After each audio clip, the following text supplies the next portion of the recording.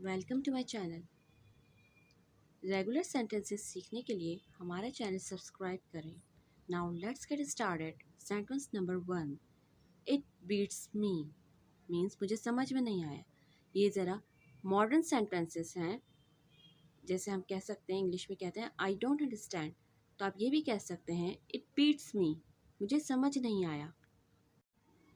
Okay, डिग इन, जैसे हम कहते हैं ना स्टार्ट योर मील, आप दूसरे तरीके से भी कह सकते हैं जैसे डिग इन। डिग इन मीन्स अपना खाना शुरू करो। डिग इन, खाना शुरू करो। Sentence number 3, bite your tongue. Tongue means जबान, अपनी जबान बंद रखो। आप जैसे कहते हैं ना कीप क्वाइट, आप ये भी कह सकते हैं बाइट योर टंग, अपनी जबान बंद रखो। Sentence number 4, get off my tail means मेरा पीछा छोड़ दो। आप ये कहते हैं ना डोंट फॉलो मी, तो आप ये भी कह सकते हैं get off my tail means मेरा पीछा छोड़ दो।